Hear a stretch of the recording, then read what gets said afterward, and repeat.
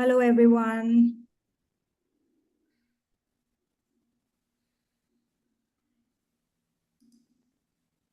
I see a few attendees now. Yeah, a few more are joining in. Hey, Nishche. Hey, Prataban. Hey, Chef. Hi, Pratisha. All right. Hi, everyone. This is Priya. I work as community manager at Astra Security and really looking forward to today's session. And feel free to tell us where are you joining from, what you do, where are you based at.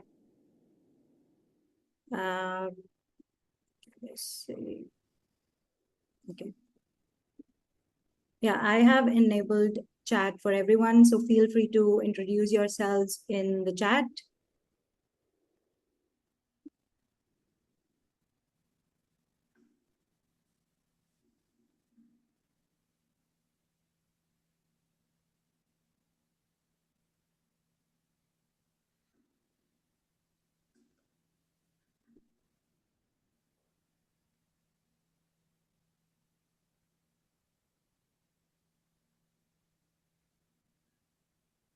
We'll, yeah.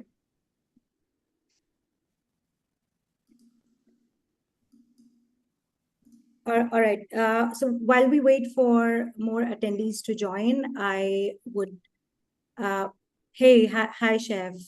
Chef, hi from Delhi. Yeah, I'm also from Delhi, currently based in Bangalore. Nice to meet you. Thanks for joining the session.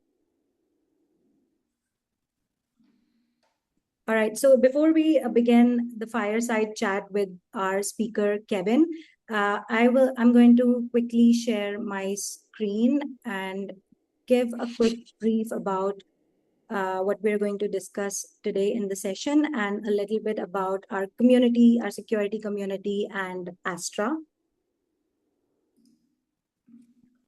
Just a second.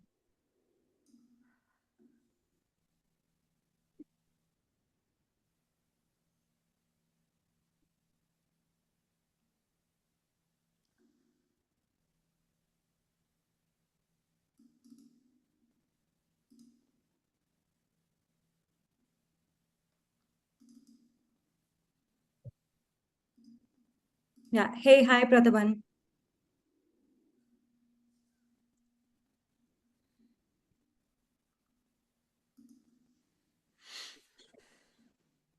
Yeah, Kevin, let me know if you can see my screen. Yeah. Almost. Now I can, yes. All right. All right. Thank you, everyone, for joining in. This is Security Masterclass by Astra Security and the 403 Circle. The topic for today's session is Beyond Passwords and MFA with our speaker, Kevin Suras, who's the CTO and CEO at Advance.ai. Some of the topics we're going to be diving deep into are why passwords are and legacy MFA are turning into easy entry points, how AI is powering real-time phishing, spoofing, and relay attacks, the rise of machine speed threats that bypass traditional authentication controls, and what it really takes to build identity security beyond MFA and compliance checklists. And we have allocated the last 10 minutes for audience Q&A. So if you have any questions that you might want to ask Kevin, feel free to drop them in the chat or the Q&A section. Kevin will be happy to address them towards the end of the session.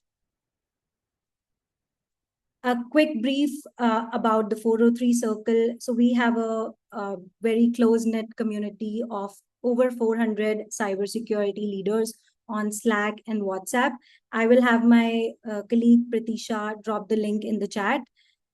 Feel free to join if you want to connect with like-minded folks and if you want to share your insights and perspectives.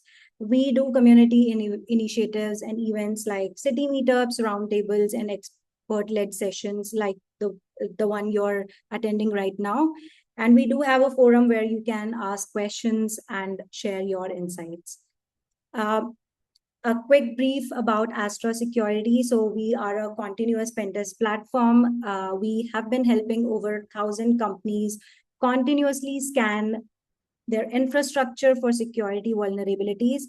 Our core offerings are our PTAS platform, our DAST vulnerability scanner, our API security platform, and cloud vulnerability scanner. The last but not the least, our autonomous pen testing platform, which we have been building for the last few months, which we are really super proud of, which is basically an army of AI agents trained on 4,000 plus real pen tests and over 10 million vulnerabilities. If anyone in the audience is interested in seeing a demo of our autonomous pen testing platform, drop a yes in the chat, and our team will reach out to you post the event. Now to the most important part of our today's session, meet Kevin Suras. Kevin is the CEO and CTO of Advance.ai. He's and chair of Token Ring. He's a leading advancements in AI-driven software testing and next-gen cybersecurity. We will drop Kevin's LinkedIn URL in the chat many times, so feel free to connect with Kevin on LinkedIn.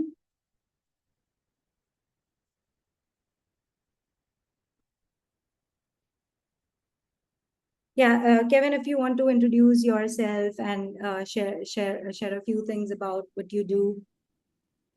Well, yes. Thanks for having me. I'm Silicon Valley multi-time entrepreneur and CEO. Currently involved in several companies. One of them is Token. We'll probably talk about that mostly today because that is a next generation identity company, what we call biometric identity assurance. And the world is quickly moving to biometric identity assurance. I know we're going to talk about that today. I'm best known as the father of the AI assistant. I invented that darn thing that we all use today. Back in the late 90s, all those patents came out then and then got licensed by Apple and Amazon and everybody else. I've been fortunate to be inventing for a long time and running successful companies. And I started about 5 years ago in the security area, recognizing that AI was going to do a lot of things to hurt the security of all of our applications. But number one was making sure that our identity was exactly who we are. So, for example, even on this webinar today, we believe that Priya is Priya and Kevin is Kevin. But in fact, I have an avatar of myself that is interactive. And I could have had my avatar here, and you might not know if it was really me or not, unless we have biometrics involved, and we can absolutely assure that I am me, that I'm the one who logged in, and I'm the one who's here, right? And so that's going to happen there, but it's also happening everywhere. So I think there's a lot to talk about in this area. Obviously, pen testing, DAST, very important. I don't have to tell everyone on here that SQL injections abound everywhere on every site, even though we've known about them for 30 years. So there's lots of work to do there, but I think we can get into the gist of identity if you want when you're ready. Perfect. Thanks for a great introduction, Kevin, and thanks for agreeing to do this webinar. All right, just some housekeeping rules for the audience. So we will start with a fireside chat with Kevin. And please note that the session is being recorded and the recording will be made available post the event. And the last 10 minutes of the session are allocated to the live Q&A session with the audience. So feel free to drop your questions in the chat. Thank you. I'm going to stop sharing my screen now and start with the fireside chat.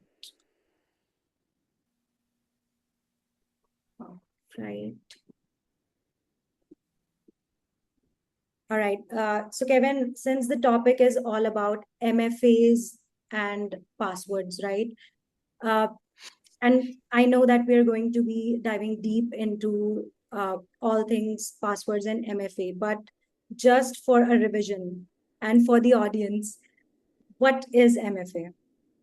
Well, legacy MFA, which I am not a proponent of, but it's what we've used for a while, came after login ID and passwords. So we had login ID and passwords, and then people said, well, we could use another factor of authentication, a second factor, third factor of authentication. That's basically maybe something you have or something you know, right?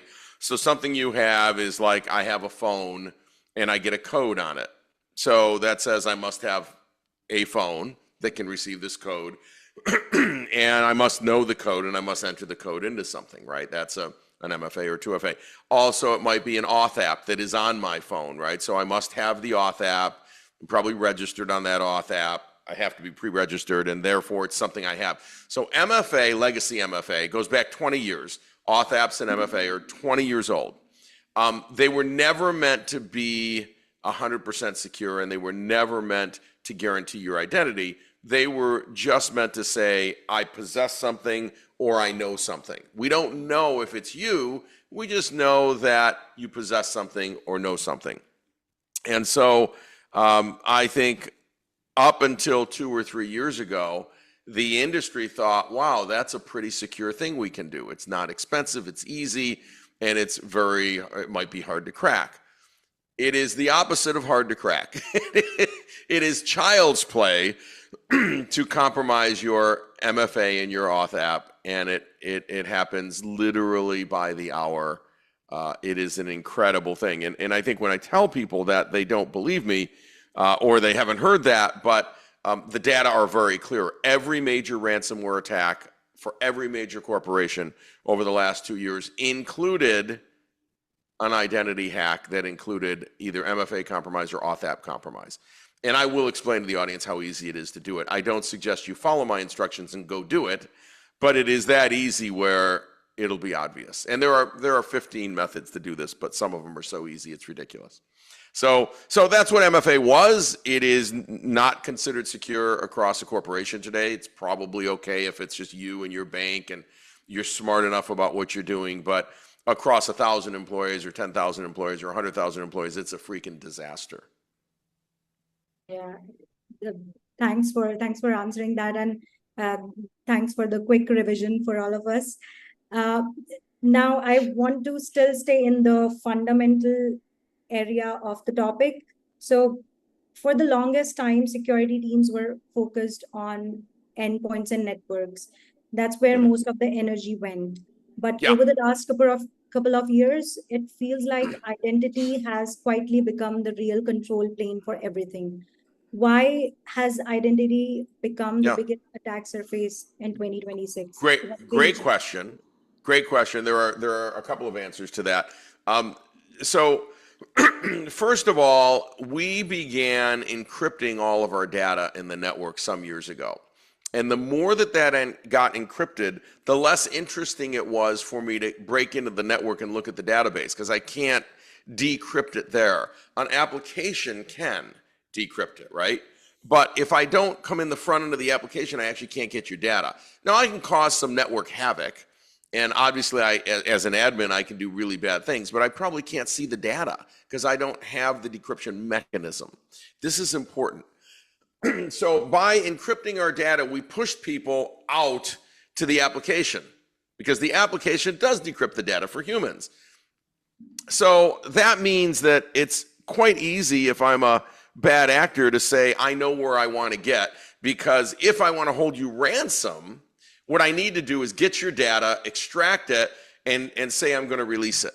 That's how I get money. That's the major way ransomware actors get money, right?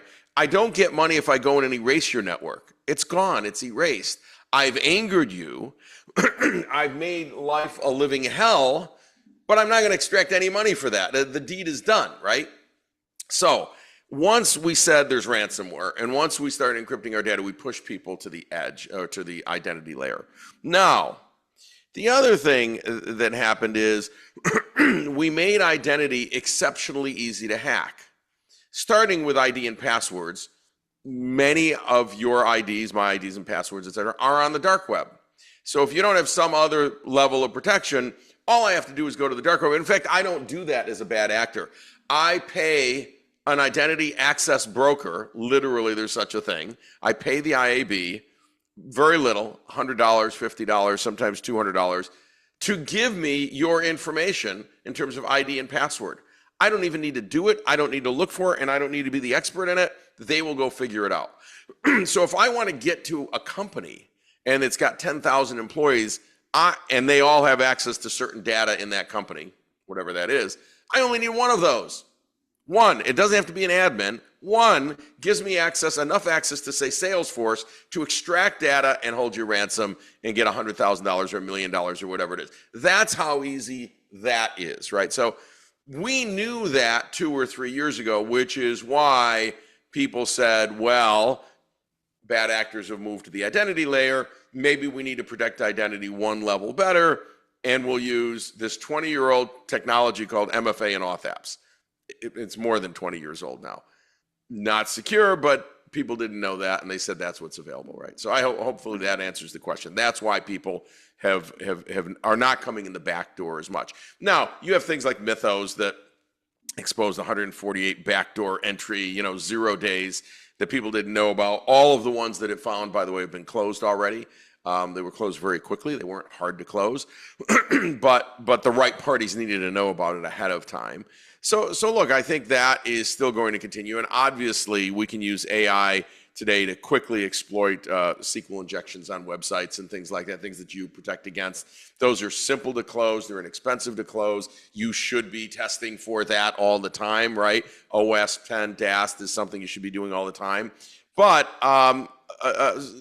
sometimes it's pretty hard to get access to the kind of data you want coming in that way. So again, identity we've just left open, and even teens can thwart your identity, and that's the thing, even non-technical teens. So that's why people have moved to that layer.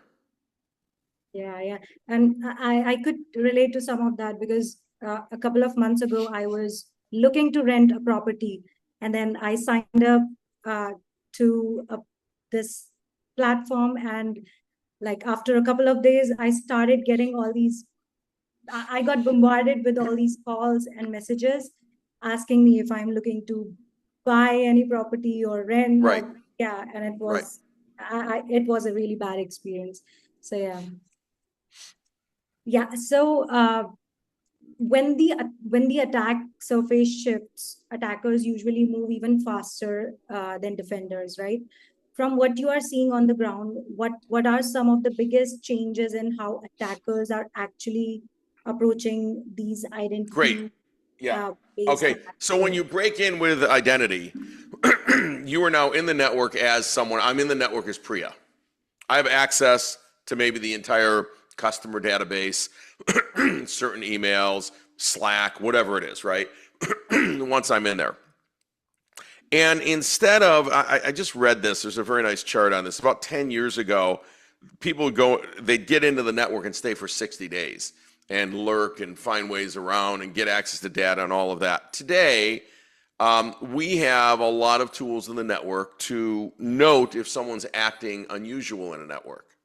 So what these bad actors have learned to do is get into the network, get in through an application, right? So I'm just coming in maybe through Salesforce or through Microsoft or through ServiceNow or through Workday, whatever. Gain access to some data that someone's not going to want out there, download it immediately, and get out. We have seen some of these attacks be all of 20 seconds, and some of them be 5 minutes, and some be as long as 20 minutes. In none of those cases is anyone in SecOps going to notice it, flag it, do something about it, and literally shut them out. They're going to download the data that they want and literally 5 minutes later send it to someone and say, we're holding your ransom. Here's an example of the data and we're going to release it. And 9 times out of 10, they get paid, right? So this is just easy money. We're just laying it out there. And that is happening not just every day, literally every hour. It's reported several times a week for larger companies that are legally bound to report it, but most of these do not get reported. I know I mean, I work with so many companies. I know so many companies this has happened to. And then it happens again. It happens again. I go, by the third time, do you think your MFA or auth apps might be failing you? Oh, yeah, that might be a problem, right? Yeah, and also how it is interesting how fast AI has entered all of this, right? Do you think most organizations are uh, still un underestimating how quickly AI is changing the threat landscape? Yeah, I mean, here's what happened, right? So, again, there are 15 well-published methods to compromise MFA and auth apps every time. 15 methods. I don't have to be successful at one of them. But one of them is incredibly easy, and it's been made so easy because of AI. Because AI can now generate phishing emails that will get through the spam filters, will get through the phishing filters, and will get about 35% of employees to execute against. Period, full stop. The data are clear on this, right? Before AI, it was hard to architect those emails so perfectly, but today it's easy. The second thing is that AI is being used to create pixel perfect spoofing sites. Literally pixel perfect.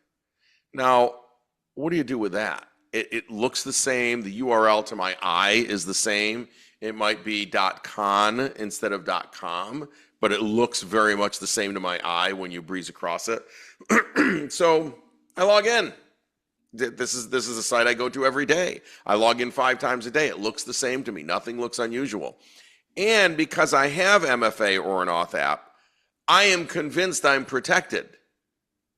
But in fact, you're not protected at all. Yeah. And what's the biggest misconception teams still have when they think we have MFA, we are covered? Yeah, that is the misconception. So the misconception is that MFA and auth apps protect you. So the person logging in that gets essentially hacked, right, thinks that they're protected because they're using this third thing, right, this multi-factor. But it turns out these numbers and auth apps are easy to relay, and that makes it artificial that you have any protection at all. In fact, you have literally zero protection. It protects you not at all. And I know people will come on here and say, no, it protects me. Yes, it's going to protect a single individual who is very smart. Statistically, across the company, it's a disaster. 35% of people will enter their MFA or click their auth app. I'll give you a super interesting one, an aside, but this works. So there's something called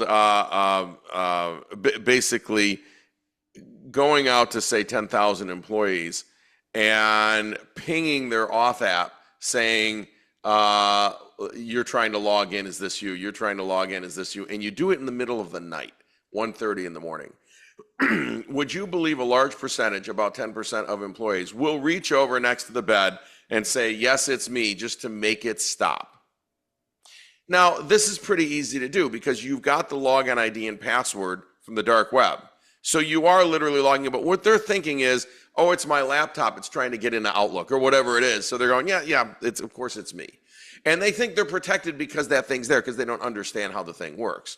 But because that works over Wi-Fi and cellular, it's some guy in Russia asking you if it's you, and you say it's you, right? That is simple auth app fatigue or MFA fatigue.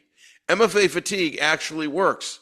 It is the dumbest, stupidest thing, but it may not work for you as an individual statistically, but across 10,000 people, 10% are going to say it's me. I only need one to say it's me for me to be in that application, extract the data that I want, and hold the company ransom 5 minutes later. That's it. So talk about a false sense of protection. It's absolutely fascinating. Yeah. And how is AI actually making phishing more dangerous compared to, let's say, what we were dealing with even a couple of years ago? Yeah. Well, a few years ago, a lot of phishing emails said, send money to Nigerian prince or something like that. It was clear that it was just junk. Yeah. Today, what AI is doing is AI says, you know, here's a link to the employee site where you need to update your employee information, or we've got an expense report that isn't fully filled out or whatever. So first of all, it looks like it's coming from someone inside the company. It is very well designed. There's some tricks that I won't tell everyone what they are that can get it through the phishing filters immediately. Now, normally up until AI, we could really stop a lot of those emails from getting to an employee. Now it's very hard to do that because AI will design an email designed to thwart the phishing filters and your spam filters. So it comes into you. So first of all, I need to get it to the employee, and with AI, I can always get it to the employee. I'm never going to miss, right? And the second thing is, it needs to look real, not from a prince from Nigeria asking for money, right? It actually looks like it came from my company. It's someone I trust in the company. Like, everything is right here, everything. Yeah. And so, of course, I click on it. It says, hey, make sure you update the following by morning. You go, I better update it. And again, 35% of people will click on that and update it. If you train them, that 35% drops by 2%. Doesn't matter to the bad actor. Whether it's 33% of people or 35% of people are going to click on it. And now AI builds a pixel perfect site. So when I go there, I go, oh, it's my Salesforce login. Has my brand name. It's the right URL. Everything looks right. It's pixel perfect. Pixel perfect. Now, for a bad actor to do that just a couple years ago took real skill. It was really hard, actually. For AI to do it, it will do it today in just a couple of minutes. And it will build it literally perfectly where you're sure you're logging in the right thing. It asks you for your ID, asks you for your password, it accepts them, and it says, your auth app lights up and says, is it you? You go, it is me. All that looks right, doesn't it? And you're sure you're protected. You are the furthest from protected. And I'm happy to explain exactly how that mechanism works. Yeah. And also deepfake voice and video attacks, right? Do you think this is something companies should genuinely be worried about today? Yeah. Yes. So we have vishing today, something called vishing, voice phishing, basically. We have video. Many people have already been taken by video and voice that's fake, Zoom calls that aren't real, people on the other side, etc. This is only going to get worse than better. And this is happening quite frequently. The social engineering attacks often include vishing. So it's, hi, Priya, I'm from your IT department. I'm Bill. And look, we think someone's broken into your account. Let me send you a link and let's log into that together. Right? And what you do is, what do? He says, great, login ID and password, which he already has. Okay, now I need you, just this one time, I know we say never share, just this one time, share the code that came on your phone. There you go, 234. They put in 234, they're in your account. It's that simple. That is the simplest social engineering trick in the world. And believe it or not, it works almost every time. It works across a company. It works outside a company. It works for old people who think there's something going on with their bank account. Yeah. Very simple, right? Now, have we solved all this? Yes, we have a solution. But that is what people have done to now. And I'm just giving you some examples of this. And I think we will want to talk about exactly how some of these attacks work technically so that people understand what's going on, because it'll open your eyes. Yeah. And if you were to warn CISOs today about one AI-driven attack scenario, what would that be? Well, the most popular one is called a man-in-the-middle relay attack. And so this is a great segue for me to explain how it works. So a man-in-the-middle relay attack, AI generates phishing emails to all of your, literally as many employees as they have, thousands, right? They go out over time, so it doesn't trip any filters up or whatever. Everyone looks at it, looks like a real email. Remember, they only need to get one person to do this out of the 10,000 or 1,000, whatever. The second thing that happens is they are sending them to a pixel perfect spoofing site generated by AI. So AI generated the email, gets through your filters. AI generates the site.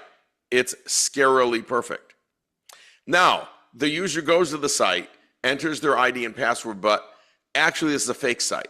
Behind this front end, all that's happening is the data is being relayed to someone, bad actor in North Korea, wherever they are, right? It's being relayed to them. You don't know that. You're logging in. So what do? You put in your ID, you put in your password, that gets relayed to them. They're on the real site, the real application. They're on your Outlook, they're on your Salesforce, they're on your ServiceNow, they're on your Workday, whatever it is, right? They're logging in from there. And by the way, often now it's teams. They're logging in from the US, they're logging in from the UK. So sometimes that doesn't trip up. And if you say, yeah, but we'll catch it if it's North Korea. No, they route it through so many places it looks like it's in the US. So that's the trick of how they do this, right? So all of that happens.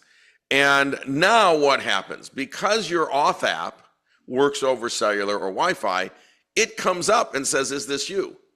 Think of what's going on. I entered my ID and password. They got relayed to someone in North Korea that looks like they're also logging in the US, ID and password. And by them logging into the real application, it lights up my auth app and it says, is this you? And you say, it's me. Except it's not you, it's them. And that's because this thing can be lit up from thousands of miles away. Or you get a code on your phone. Or you get a code on your phone. Or you get a code on a random number generator. Or you get a code on an auth app. All of those can be relayed because it's something you know. We actually don't know that it's you because I relayed that to someone else. It's now them. See, these methods do not identify a human. They only identify that someone has some knowledge at that 1 second in time, at that one moment in time. And that can be anyone in the world as long as I'm willing to relay it. And I am willing to relay it because I don't know that I'm relaying it. I think I'm protected. And that's how that's one of the 15 methods of AI generating phishing email, spoofing site, etc. Now, there's entire services that do this for bad actors. They don't even have to do it. All of that gets generated, all of it gets set up, and the bad actor just waits for something to light up that says someone's entering their ID and password into our fake site. You go, I got one. I'm literally fishing, and I got one. All right? I got a trout. I got a bass. I got an unsuspecting employee, again, who I'm in now, and what they do is they get a 404 error. So the employee goes, oh, geez, my application's down. I'll come back later. They don't think much of it, right? They're in, and they're in and out in minutes. They've downloaded 10,000 records that they wanted, and they're already asking for ransomware from the company that fast. And this poor unsuspecting employee didn't even know. And this has happened recently with some very big hacks that were done this way. Were done with an identity hack on MFA and auth apps, even to admins who should know better. And the admin fell for it, literally logged in, went to a 404. The other person is now an admin and creates a second admin account for themselves and then logs out. So this guy is unsuspecting for the next 24 hours. Well, they're in as an admin deciding what they're going to delete in that particular case. They didn't want ransomware. They actually wanted to do harm, and they did harm by creating a second admin account that nobody got flagged, obviously. Admins can create admin accounts. So that was, it was done the same way. Wow, that was crazy. Now I want to know your stand on this. Are passwords actually becoming obsolete, or are we going to be stuck with them for a while? Well, passwords have been obsolete for 20 years. And, if you have biometric assured identity, well, then you don't need passwords. I can be passwordless. Obviously, in fact, I can be ID-less. It doesn't matter. I don't need anything. I just need a URL and my biometrics, and I'm in 2 seconds. So we're already doing passwordless across, at Token Core anyway, across the, thousands and thousands of users. So it's not required to be passwordless, but you can be passwordless, and there's no need to have a password if you have biometrics that assures that the person logging in is the actual person that we expect to be logging in. It cannot be relayed. Thanks for answering that. So before we move on to the second half of our session, we do this rapid fire thing with all our speakers. So I'm going to ask you a bunch of questions, and you have to answer them like in one word. All right. So if passwords were a person, what would you say to them? You're dead. Good one. AI in cybersecurity, genius sidekick or chaotic villain? Both. Both villain and genius. It works for you, it works against you. Yeah, absolutely. And what scares you more, hackers or people who reuse 12345 password? Hackers, because because we have deployed MFA, and hackers get through that as easy as 1, 2, 3, 4, 5, 6. Doesn't matter. Got it. If you could ban one cyber buzzword forever, what would that be? If I could ban one cyber buzzword forever, yeah. Boy, I can't think of one that I would ban forever. All of them still have some value, even if it's just in teaching. Got it. Deepfake boss asking for money or suspicious urgent login email. Which one is the bigger nightmare? Well, today it's the suspicious login email, but remember, these avatars are the worst they'll ever be. So we're going to have lots of them, and there's going to be lots of bosses asking for money unless we protect with biometrics, right? Yeah. If hackers had a theme song, what would that be? Something like How Easy It Is to Steal From You. I'm not even sure that's a real song, but I would write it because it's that easy. I mean, again, the things I'm describing are so simple. This is simple, kids. I mean, this is what people don't understand. Yeah. What would you trust more, a random USB drive or gas station sushi? Yeah. Gas station sushi. Probably gas station sushi. It's unlikely they've killed people recently, so. Yeah. If identity security had a dating profile, one red flag, what would be that one red flag? The one red flag in identity security? Yeah. MFA and auth apps do not offer any security whatsoever. Got it. The last one, if you were to describe the future of cybersecurity in 3 dramatic words, what would that be? Biometric assured identity. Oh, nice one. All right. So yeah, let's move on to the next segment of the session. So if we accept that not all MFA is equal, which authentication methods today do you think are actually holding up well, especially against phishing resistant attacks? Yeah,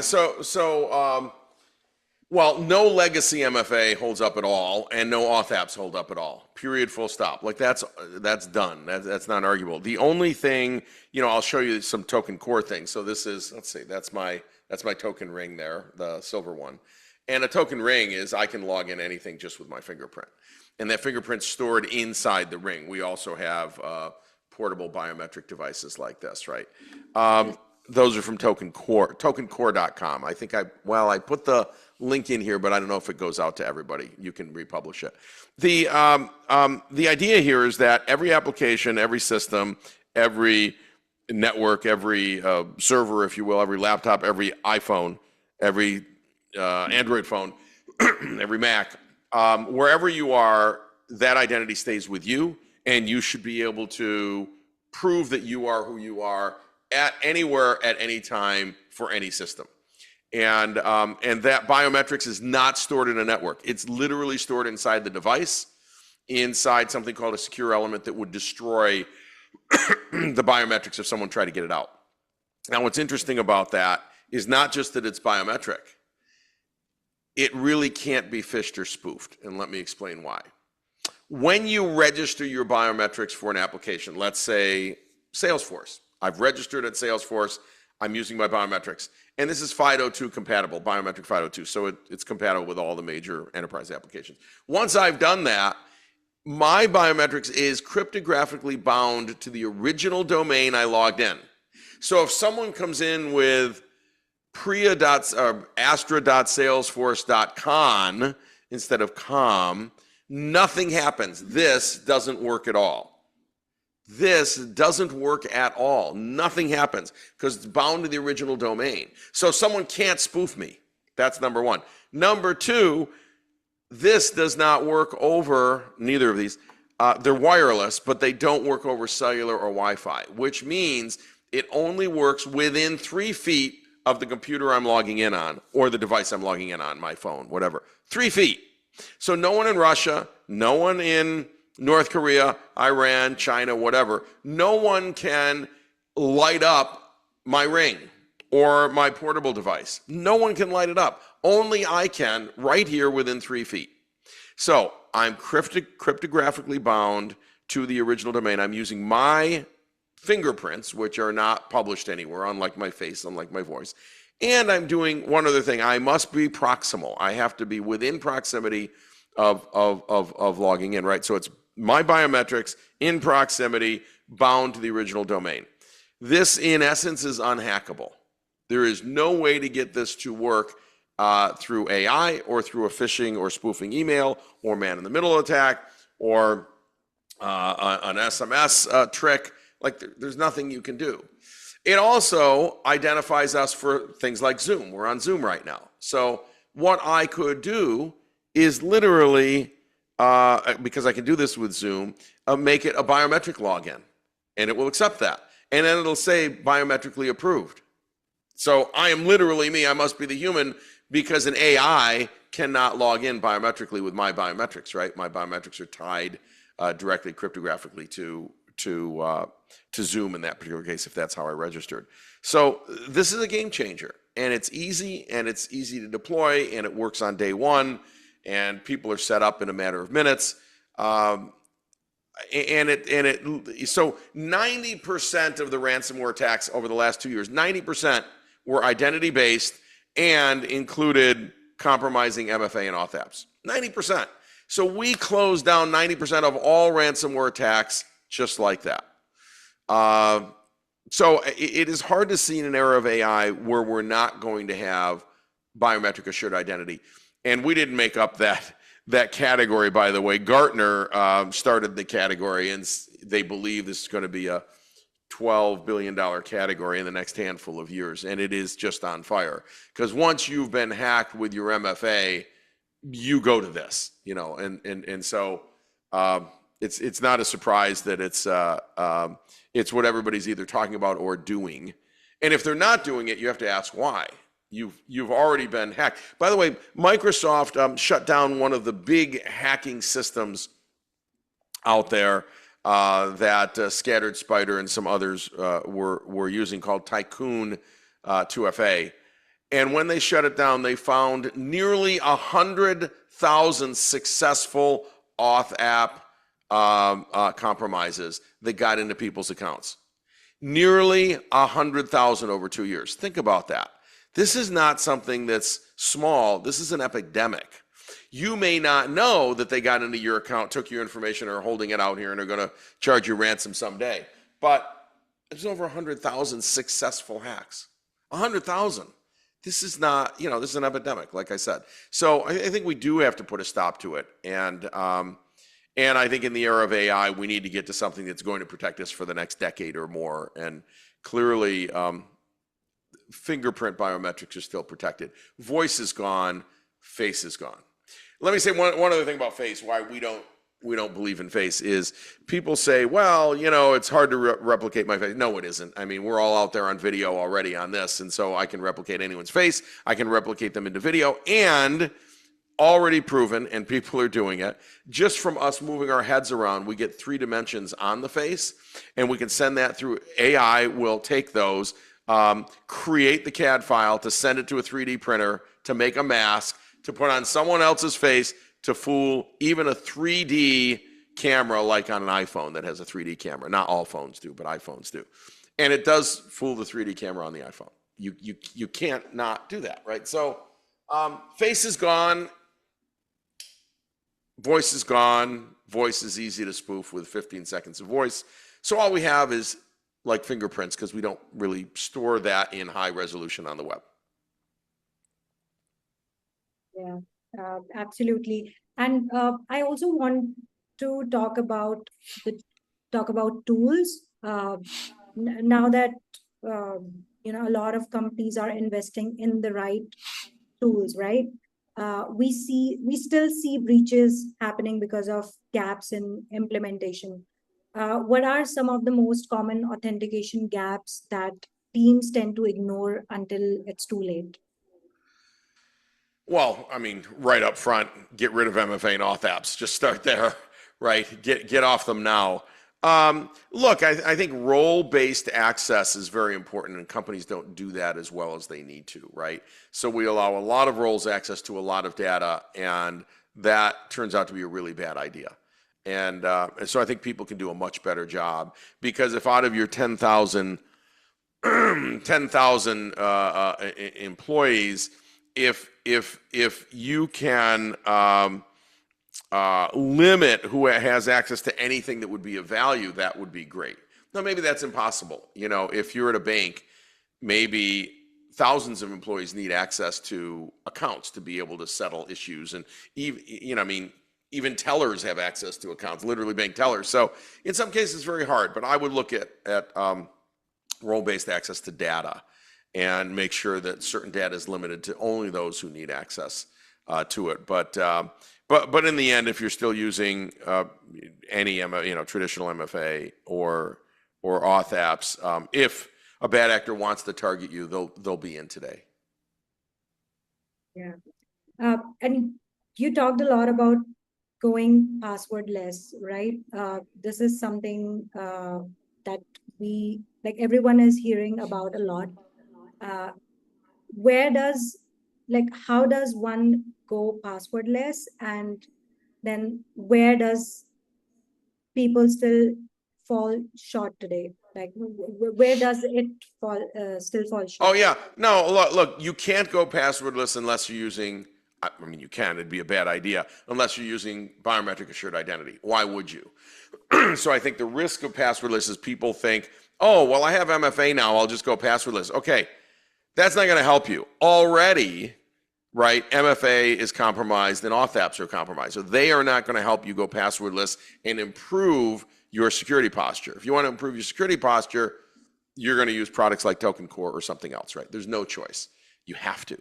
Then you can say a password is useless. I don't need it because I have their fingerprint that has to match the domain, and they has to be within 3 feet of the computer logging in. So I know it's them. There's no question it's them.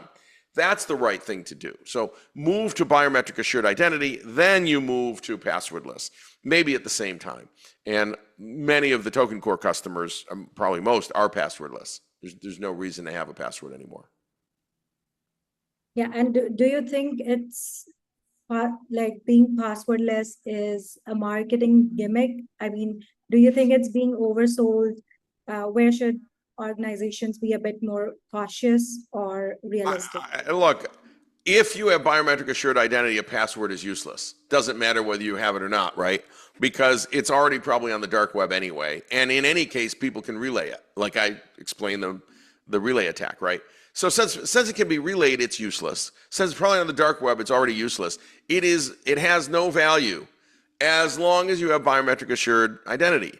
If you don't have that, everything you have is basically easy to compromise if someone wants to. If someone wants to. Yeah, true. And where does identity security truly fit into a well executed zero trust strategy? Job one. How can you have a zero trust? I love these people who say, I have a zero trust architecture and a zero trust strategy. What are you doing? Well, we send a code to people's phone. How do you trust that? That's either something they know or something they have. That's not zero trust.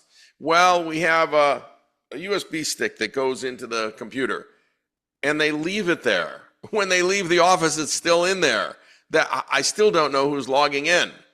Well, we have an auth app that comes in and it comes up and says, is it you? Okay, how do you know it's them? How do you know that wasn't relayed from somewhere else and they just said it's them? See, people are missing what zero trust means. Zero trust means literally, unless I absolutely know it's essentially your DNA, I cannot guarantee that it's you. Zero trust means I have to really, really, really know it's you. Now, the whole point of zero trust was to just start with, I don't think it's you. But then people skip all the rest of it and say, well, if they know a code, it's probably them. No, it probably isn't them. You have no idea. If it's their fingerprint, I know it's them. So I don't trust anything until I get your DNA, your fingerprint, something that's so unique to you, I can't get anywhere else. Does that make sense? Like, that is the only way I can actually have a zero trust culture. Yeah. And for companies that say they have implemented zero trust, when you actually look under the hood, there are always gaps, as you mentioned. So what are some of the blind spots you still see even in relatively mature environments? Well, I think, again, the blind spots is people think they put in things that are secure. I can't tell you how many CISOs I talk to and they go, well, we just rolled out MFA last year. I said, but that's hacked literally every hour by every bad actor. Oh, I didn't know. What do you mean you didn't know? Aren't you reading, the industry information? So I think that's the biggest thing. Got it. Perfect. I think we do have a few questions in the chat. Let's take them up. So the first question is, looking ahead 3 years, do you think identity security will become easier with AI or much harder because of it? Yeah, so I think a lot of people are thinking. Well, a lot of people are using AI in a network to help identify anomalous behavior. But again, the bad actors have already figured out how to act fast enough to kind of avoid detection. So I don't think AI helps us with our identity security. I think it makes it harder since AI is able to spoof humans in so many ways, spoof our look, spoof our voice, call your mom and say, hi, it's Priya, send money, right? Sounds like Priya, acts like Priya, must be Priya, right? So AI is making it harder. Again, the only way you protect is today with true biometrics, right? True. I hope that answered your question. We have another question. What's something about the future of identity security that would surprise most people in this room? What's something about the future of identity security that would have surprised most? It's biometrics or death. It's very clear, right? There is no other way to guarantee you are you without biometrics, and biometrics with no backup codes. So that's the other thing. There's some biometric products out there, but they have a backup code, and if you remember the code, 1, 2, 3, 4, whatever someone entered, then you're in. That's not biometrics. That's an MFA. That's just a code. It's something you know. So you can't have ways around this at all. And if something terribly goes wrong, you have to go to IT and get re-enabled. That's how you would do it. That's real security. I hope that answered your question. Okay. Yeah, another question. What's one everyday habit people think is harmless but actually creates huge security risk? Yeah. An everyday habit. Yeah, probably reusing passwords is never a good thing, right? I think the thinking that our phones and getting a code on them is secure, that becomes an everyday habit, and it's not secure at all. I mean, so many things we do are not secure. There's applications we download right on our phones that we don't know where it came from, and we find out later that it's got malicious code inside, and then Google takes it down or Apple takes it down. So all of these things are risky. There's a there's a trick on Android phones that what it does is it takes a screenshot when you're asked for your MFA code. It takes a screenshot and sends the MFA code to someone else, again relaying your MFA code. Right, that's literally a hack, and it's super easy, and it happens in the background, so you don't even know what's happening. Right? Yeah, true. But yeah, I do see a lot of apps now with like they force you to kind of change your password every few weeks. So Yeah. maybe that's a good practice by them. Yeah, but it doesn't do anything, because if you're willing to relay your password, I don't even need it from the dark web. Right? All I need is a relay attack, and you will relay it to someone. You'll give it to someone else, or you'll type it into your phone and then have a screen share and it'll go somewhere else, or I'll relay it from a fake app. Right? All right. How about a question about phishing? I can see the questions too. Yeah. With AI making phishing smarter, do you think human awareness training is still enough anymore? We covered this very early on, but there was a very big study with I want to say 19,000 employees at UC San Diego, and they did all kinds of different training, and some of them they didn't train at all, and the difference was 2%.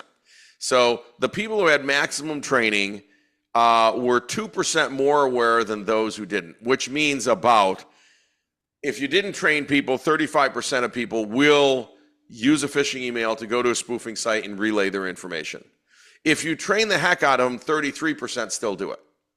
So I'm not sitting here saying don't do training. I'm saying the data are clear. It doesn't seem to work. It doesn't seem to work because unless you're in IT, unless you're in SecOps, you really don't know what security means. You're a doctor. You're just trying to get in to treat your patient or whatever, right? So you went through the security training, you paid little attention to it, you got through it, and then you're back doing your job, and you're just not sensitive to the fact that all of this is risky. Perfect. I think that's pretty much it on the audience question. Got them all. Yeah, got them all. All right, I think we're right on time. I don't see any more questions. All right, thank you, Kevin, for taking the time out to do this webinar. And everyone, if you want to connect with Kevin, like we're gonna share his LinkedIn profile URL in the chat. Feel free to connect with him on LinkedIn. And thanks a lot, Kevin, for sharing your insights and perspectives about MFAs and passwords. I personally learned a lot. Being a non-tech person, I am always willing to learn more about cybersecurity. So really, thankful to you. Hopefully it scared you. Yeah. So every time I have these conversations, I'm like, oh, yeah, I need to like keep track of how I'm like doing everything about security with my phone, with my laptop, with my apps, all these platforms. So yeah. But yeah, thank you so much. Any closing thoughts from your end, Kevin? No, I think everything that I presented today is just factual. It's not even an opinion. It's just, here are the facts. Every major hack now includes compromising your MFA and your auth app. So think about upgrading like everyone else smart is doing already. And it's happening very quickly. So, okay. Thanks so much for having me. Yeah, thank you so much, Kevin. And thanks everyone for joining in. Bye-bye. Good night. Bye-bye.